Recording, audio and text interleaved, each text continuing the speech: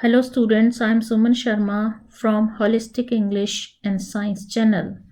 आज स्टूडेंट हम class 10th की फर्स्ट फ्लाइट की चैप्टर नंबर 3 करेंगे which is 2 stories about flying and इसके अंडर 2 स्टोरीज हैं and the first story is the first flight which already been done and today I will touch upon the second story which is the black aeroplane. Let me give you brief introduction of the chapter. ये story जो है एक experience pilot की है जो कि during his flying वो एक डार्क स्टॉर्म में फंस जाता है और कैसे एक ये जो लाइफ थ्रेटनिंग फ्लाइट हो जाती है उसके लिए और फिर एक divine power guides him through the storm. कैसे एक डिवाइन पावर होती है which is in the form of एक मिस्टीरियस एरोप्लेन आता है और उसको उस स्टॉर्म से निकाल के लेके जाता है. तो with this brief introduction let's start reading the chapter. The moon was coming up in the east behind me and stars were shining in the clear sky above me. अब इसमें पायलट बता रहा है कि मून जो है वो उसके ईस्ट डायरेक्शन से निकल रहा है और ईस्ट डायरेक्शन पायलट के पीछे है, बिहाइंड है. इट मीन्स अगर मून ईस्ट से निकल रहा है और ईस्ट जो है उसके पीछे है, इसका मतलब he is flying towards west. Stars were shining in the clear sky. जो स्काई है बिल्कुल क्लियर है, साफ है. स्टार्स हैं उसमें बहुत ज़्यादा. Weather conditions are very favourable and there wasn't a cloud in the sky. I was happy to be alone high up above the sleeping countryside. Sky clear होता है और वो पायलट बहुत खुश होता है कि स्काई में ओनली उसी का प्लेन उड़ रहा होता है और प्लेन में वो अकेला होता है और वो प्लेन से देखता है कि नीचे कंट्री साइड में एवरीबडी इज स्लीपिंग क्योंकि ये रात का टाइम है. I was flying my old Dakota aeroplane over France back to England. अब वो जिस एरोप्लेन को फ्लाई कर रहा है उसका नाम डेकोटा है. Dakota is a kind of aeroplane और वो फ्रांस से इंग्लैंड की तरफ जा रहा है. इंग्लैंड उसका होम लैंड है, होम टाउन है. I was dreaming of my holiday and looking forward to being with my family. अब जो पायलट है अपने होमलैंड इंग्लैंड फ्लाई कर रहा है, वहाँ जा रहा है, वहाँ पे उसकी फैमिली रहती है और वो फैमिली के साथ छुट्टियाँ बिताने जा रहा है and he is very excited for that. I looked at my watch 1:30 in the evening. अब वो घड़ी देखता है अपनी और घड़ी में सुबह के 1:30 हुए होते हैं. I should call Paris control room, I thought as I looked on past the nose of aeroplane.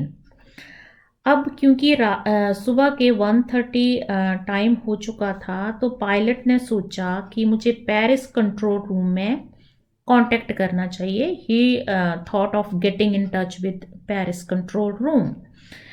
जैसे ही ये उसने सोचा, जब उसने एरोप्लेन की नोज से देखा, लाइक जो उसका जो फ्रंट होता, जो माउथ होता है, उसको हम बोलते हैं नोज ऑफ द एरोप्लेन, जो कि बहुत पॉइंटेड होता है. तो उसने देखा कि now it's a time to get in touch with Paris control room. I saw the lights of big city in front of me. और पायलट देखता है कि उसके सामने बहुत सारी लाइट्स, रोशनी नज़र आ रही है जो कि एक कोई किसी भी सिटी में होती है lights. I switched on the radio and said Paris control Dakota DS088 here. अब वो रेडियो को स्विच ऑन करता है. रेडियो क्या होता है? It is a means of communication. जैसे कोई शिप है, एरोप्लेन में कम्युनिकेट किया जाता है तो थ्रू रेडियो करा जाता है. It is a device actually for communication. Paris control Dakota DS088 here. अब वो अपनी सारी डिस्क्रिप्शन बता रहा, डिटेल ऑफ द लोकेशन और वो अपने एरोप्लेन का मॉडल नंबर बता रहा है which is Dakota DS088. Can you hear me? I am on my way to England over. अब वो पायलट पेरिस कंट्रोल रूम में कह रहा है कि क्या आप मुझे सुन सकते हैं और मैं इंग्लैंड की तरफ जा रहा हूँ. ओवर जब भी शिप में, एरोप्लेन में कोई भी पायलट या आर्म्ड फोर्सेस में जब भी किसी से बात कर रहे होते हैं तो हर सेंटेंस के बाद ओवर बोला जाता है। इसका मतलब आपकी जो सेंटेंस है वो ख़त्म है, जो अगला व्यक्ति है या पर्सन है वो नाउ रिस्पॉन्ड कर सकता है। The voice from the radio answered me immediately DS088। तो पेरिस कंट्रोल रूम से एकदम से रिस्पॉन्स आता है और वो कहते हैं DS088 I can hear you. Response के बाद पेरिस कंट्रोल रूम में होते हैं यस, हम आपको सुन सकते हैं, and you ought to turn 12 degree west now DS00 over. और पेरिस कंट्रोल रूम पायलट को गाइड करता है कि उसको वेस्ट डायरेक्शन में घूमना है, 12 डिग्री वेस्ट की तरफ घूमना है। I checked the map and the compass, switched over to my second and last fuel tank and turned the Dakota 12 degree west towards England। अब वो मैप को चेक करता है एंड कंपास एक ऐसा डिवाइस होता है जो कि डायरेक्शंस को बताता है। हम एरोप्लेन और शिप्स में यूज़ करते हैं, मैग्नेटिक कंपास होती है ये। तो वो कंपास को भी चेक करता है कि वर्क कर रही है ठीक है नहीं, मैप को भी चेक करता है, देखता है उसको, और उसके एरोप्लेन का जो सेकेंड और लास्ट फ्यूल टैंक था उसको भी स्विच ऑन कर देता है and turn the Dakota 12 degree waste towards England. क्योंकि पेरिस कंट्रोल रूम से गाइडेंस आई थी टू टर्न 12 डिग्री वेस्ट की तरफ, तो उन इंस्ट्रक्शन को वो फॉलो कर रहा है और वेस्ट 12 डिग्री वेस्ट की तरफ मुड़ता है वो। I will be in time for breakfast, I thought a good big English breakfast. अब वो ये होप कर रहा, आशा कर रहा है कि वो टाइमली ब्रेकफास्ट के टाइम अपनी फैमिली के साथ होगा और वहाँ पे उनके साथ मिलके खाना या ब्रेकफास्ट कर रहा होगा। मीन्स वो होप कर रहा है to reach home in time for breakfast. I thought, अब आई थॉट बहुत बार रिपीट हो चुका है। ये क्यों रिपीट हो रहा है? क्योंकि एरोप्लेन में ओनली पायलट ही है, कोई नहीं है, तो वो अपने दिमाग में सारी चीज़ें सोच रहा है। A good big English breakfast, everything was going well and it was an easy flight. अब वो देख रहा था सब ठीक चल रहा था and everything was moving according to his plan, and ये जो फ्लाइट थी बहुत ही इजी फ्लाइट थी। अब इजी फ्लाइट क्यों कहा? क्योंकि वेदर कंडीशन अभी तक बिल्कुल फेवरेबल थी, अच्छी थी फ्लाइंग के लिए। जो वेदर कंडीशन या फ्लाइंग कंडीशन चाहिए वो बहुत ही फेवरेबल थी। Paris was about 150 kilometre behind me when I saw the clouds.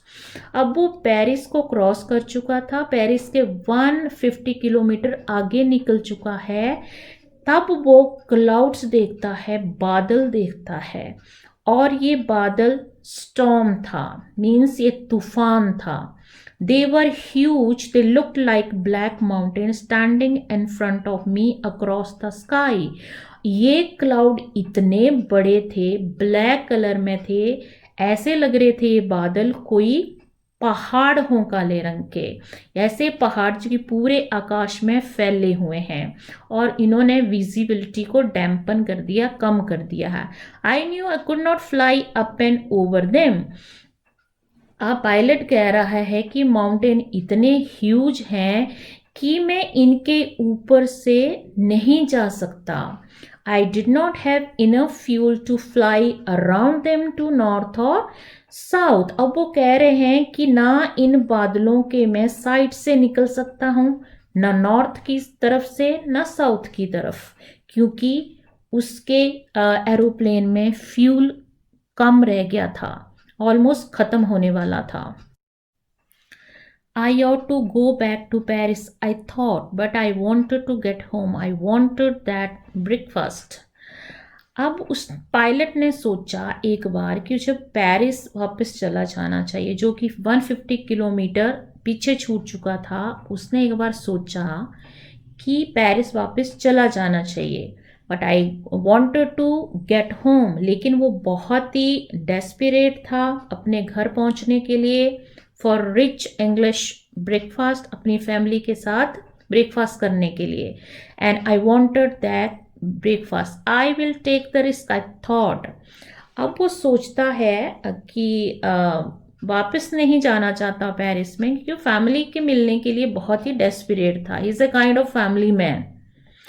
तो वो रिस्क लेता है, and he took the risk and I thought I will take the risk thought and flew that old Dakota straight into the storm। और वो अपना Dakota को fly कर देता है स्ट्रेट इनटू द क्लाउड, और स्टॉर्म, वो स्टॉर्म में एंटर कर जाता है। Inside the cloud everything was suddenly black. तो वंस इनसाइड स्टॉर्म के अंदर चला जाता है, सब कुछ चेंज हो जाता है। It was suddenly black means he was not able to see anything। उसके आसपास, एरोप्लेन के आसपास सारा ब्लैक आउट हो चुका था, कुछ नहीं दिख रहा था, विजिबिलिटी नहीं थी। It was impossible to see anything outside the aeroplane. Aeroplane के बाहर उसको कुछ नहीं दिख रहा था। Everything around him was black. Old aeroplane jumped and twisted in the air. तो उसका एरोप्लेन हवा में जंप कर रहा था, मुड़ रहा था, ट्विस्ट कर रहा था। I looked at the compass, then वो कंपास को चेक करता है, और compass, and I couldn't believe my eyes. तो वो कंपास को चेक करता है और देखता है कि compass has stopped functioning. Means जो कंपास थी वो फंक्शन नहीं कर रही थी, डेड थी, फेल हो चुकी थी। कंपास पर टर्निंग राउंड एंड राउंड। जो कंपास है उसकी नीडल 360 डिग्री घूम रही थी। इट मीन्स वो डेड हो चुकी थी। It wouldn't work. The other instrument were suddenly dead too. I tried the radio. अब और भी बहुत सारे इक्विपमेंट्स, इंस्ट्रूमेंट्स होते हैं एरोप्लेन में, सभी ने फंक्शनिंग स्टॉप कर दी थी, सभी फेल हो चुके थे, डेड हो चुके थे। आई ट्राइड द रेडियो। जब उसने कोशिश की कि पेरिस कंट्रोल रूम में कांटेक्ट करने की, वो भी फ्यूटाइल चलेगी, बर्बाद चलेगी, क्योंकि रेडियो भी डेड हो चुका था। तो वो कम्युनिकेट कैसे करता पेरिस कंट्रोल रूम में? Thus he was lost in the storm। वो स्टॉर्म में खो चुका था। Paris control, Paris control, can you hear मी? अब पायलट जो है पेरिस कंट्रोल रूम में कांटेक्ट करने की कोशिश करता है, और वहां पे कहता है क्या आप मेरे को सुन सकते हैं, मुझे सुन सकते हैं? There was no answer. Control room से कोई भी रिस्पॉन्स नहीं आता, कोई आंसर नहीं आता। रेडियो वॉज डेड टू, क्योंकि जिस मीडियम से उन्होंने रेडियो के थ्रू कम्युनिकेट करना है, तो रेडियो ही डेड हो चुका है, तो वो कैसे कम्युनिकेट करता? तो I had no radio, no compass, I would see where I was. अब एरोप्लेन के सारे इक्विपमेंट्स डेड हो चुके हैं, whether it is radio, compass, सारे इंस्ट्रूमेंट खराब हो चुके थे। I was lost in the storm. Then in the black clouds quite near me, I saw another aeroplane। अब उस ब्लैक काले तूफान के अंदर उनको, पायलट को, एक और एरोप्लेन दिखता है, एक मिस्टीरियस एरोप्लेन दिख रहा है। It had no light on its wings. जो नॉर्मली एरोप्लेन होते हैं उनके विंग्स के अंदर लाइट लगी होती है, लेकिन ये जो एक मिस्टीरियस एरोप्लेन है, इसके विंग्स के ऊपर कोई लाइट नहीं थी। But I could see it flying next to me through the storm. लेकिन वो कहते हैं कि एरोप्लेन, ये मिस्टीरियस एरोप्लेन मेरे साथ में चल रहा है, वो मैं देख सकता था। I was very glad to see another person. He lifted one hand and waved. तो उसको बहुत खुशी होती है कि इस तूफान में कोई तो मेरे साथ है। तो जो मिस्टीरियस एरोप्लेन का पायलट होता है, वो अपना एक हाथ उठाता है और इशारा करता है, वेव करता है अपने डकोटा पायलट की तरफ। Follow me, he was saying follow me. अब ये पायलट, ब्लैक एरोप्लेन का, मिस्टीरियस एरोप्लेन का पायलट उसको कहता है कि मेरे पीछे पीछे आओ। वो लीड कर रहा है, वो आगे आगे चलेगा, और डकोटा पायलट पीछे पीछे। He knows that I am lost. I thought he's trying to help me। Pilot सोचता है कि इस दूसरे पायलट को पता है कि मैं कहीं खो चुका हूँ, गुम गया हूँ और वो मेरी मदद करना चाहता है. He turned his aeroplane slowly to north in front of my Dakota so that it would be easier for me to follow him. अब जो मिस्टीरियस एरोप्लेन है वो नॉर्थ की तरफ मुड़ता है धीरे धीरे, और ये जो मिस्टीरियस एरोप्लेन है वो आगे लीड कर रहा है और उसके पीछे डेकोटा एरोप्लेन चल रहा है. मीन्स डेकोटा एरोप्लेन फॉलो कर रहा है मिस्टीरियस एरोप्लेन को. I was very happy to go behind the strange aeroplane like an obedient child. अब वो कह रहा है, पायलट कह रहा है कि मैं एक जो आज्ञाकारी बच्चा होता है, ओबीडियंट चाइल्ड होता है जो कि अपने बड़ों की बात मानता है, तो वो कहता है मैं ओबीडियंट चाइल्ड की तरफ इस प्लेन को फॉलो करता हूँ, उसके पीछे पीछे चलता हूँ. After half an hour, the strange black aeroplane was still there in front of me in the clouds. अगले आधे घंटे तक ये जो मिस्टीरियस स्ट्रेंज ब्लैक एरोप्लेन है वो उसके आगे आगे चलता रहा और क्लाउड से उसको रेस्क्यू करने लगा. Now there was only enough fuel in old Dakota's last tank to fly for 5 or 10 minutes more. अब ये पायलट नोट करता है कि जब वो अपने एक गाइड पायलट के पीछे पीछे जा रहा होता और दोनों लगातार आधे घंटे तक उड़ रहे हैं, तो अचानक से पायलट देखता है कि ओल्ड डेकोटा में फ्यूल ओनली नेक्स्ट 5 से 10 मिनट फ्लाइंग के लिए ही है. अगर 10 मिनट के बाद अगर वो फ्लाई करना चाहेगा तो नहीं कर सकता. I was starting to feel frighten means डरना, टेरिफाइड. अब पायलट को बहुत डर लगने लगा. But then he started to go down and I followed through the storm. Then all of sudden जो गाइड पायलट था या जो ब्लैक एरोप्लेन का पायलट है उसने नीचे की तरफ फ्लाई करना स्टार्ट कर दिया, नीचे की तरफ. और ये डकोटा का पायलट है वो अपने गाइड पायलट को या दूसरे पायलट को फॉलो करता जाता है. Suddenly I came out of the cloud and saw 2 long straight lines of lights in front of me. Suddenly pilot check करता है कि वो तूफान से बाहर निकल चुका है और उसके सामने 2 लाइन्स हैं of lights. It was a runway, और वो देखते हैं वो रनवे है.